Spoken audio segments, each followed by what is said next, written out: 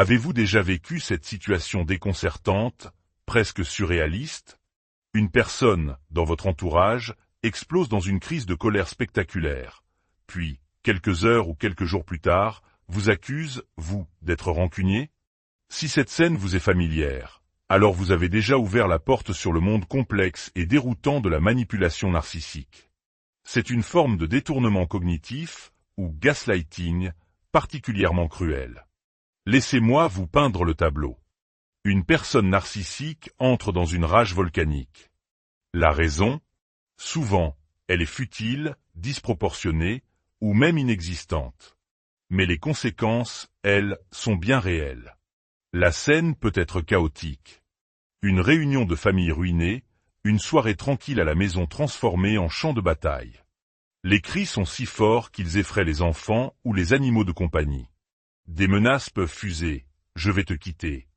Je vais appeler la police et dire que tu me violentes. Et pendant ce temps, vous êtes là, immobile, essayant peut-être de calmer la situation, de raisonner avec un mur. Les voisins entendent tout, n'identifiant qu'une seule source de hurlements. L'explosion est si violente, si laide, qu'elle vous laisse avec des doutes profonds sur la viabilité de votre relation. Peut-être est-ce un sentiment de « encore une fois ». Mais cette fois, quelque chose semble s'être brisé. Vous êtes effrayé, épuisé, inquiet des répercussions. Les nuits qui suivent sont blanches, passées à ruminer, à rejouer la scène en boucle dans votre esprit. Puis, l'événement passe. Et là, le phénomène le plus étrange se produit.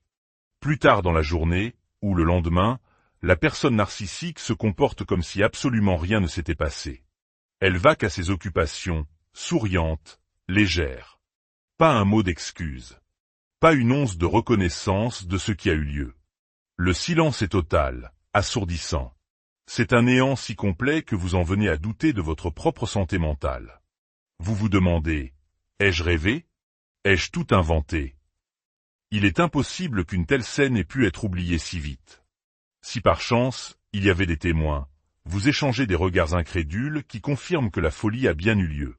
Parfois, la seule chose qui vous ancre dans la réalité est un enregistrement audio ou vidéo que vous avez fait, que vous réécoutez juste pour vous assurer que votre mémoire ne vous joue pas des tours. Ce déni total de la réalité est déjà une forme de gaslighting.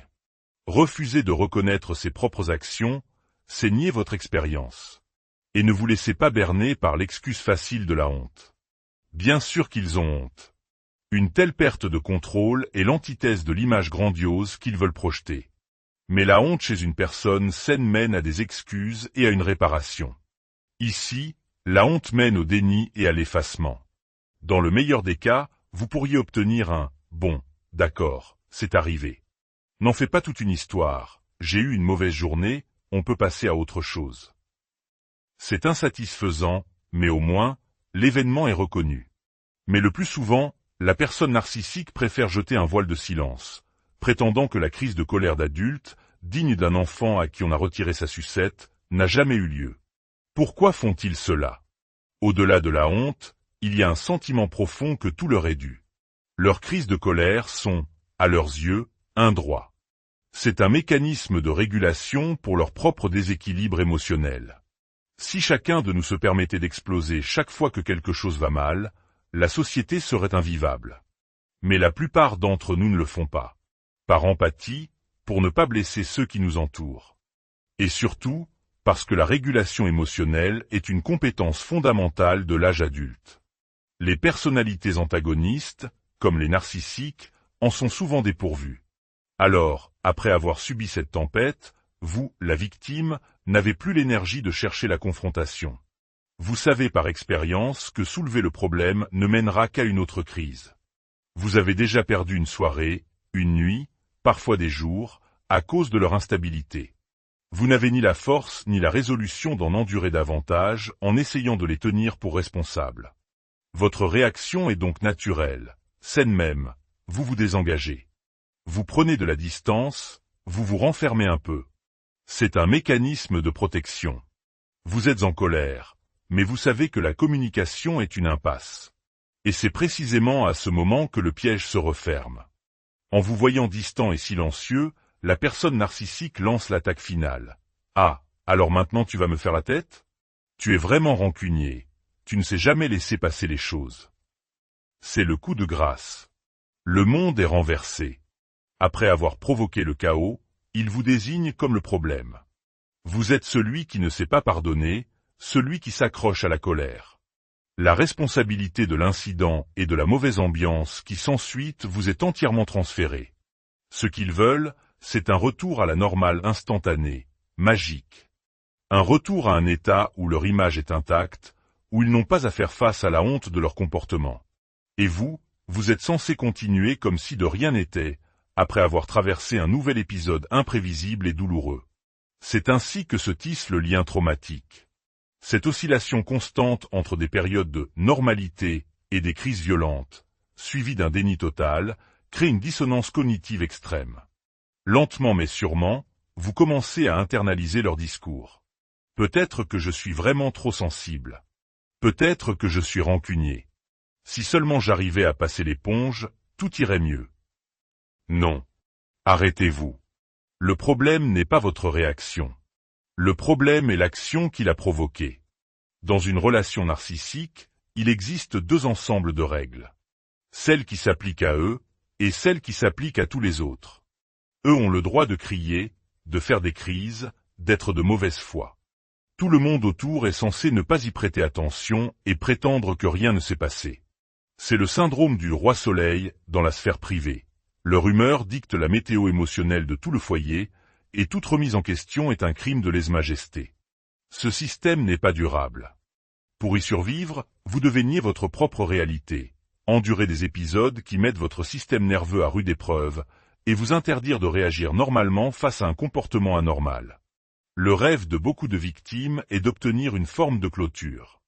Ce moment eureka, où la personne narcissique, ou l'entourage qui la protège, admettrait enfin les faits et présenterait des excuses sincères. Où votre réalité serait enfin validée. N'attendez pas ce moment.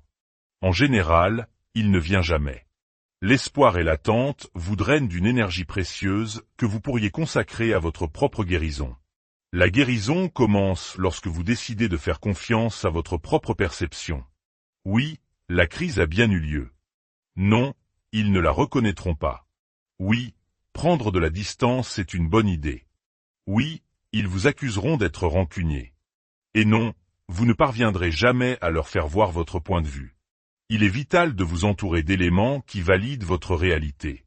Passez du temps avec des amis qui vous voient, qui vous croient, qui ne vous manipulent pas. Renseignez-vous sur ces dynamiques relationnelles. Si vous le pouvez, une thérapie ou des groupes de soutien peuvent être d'une aide immense.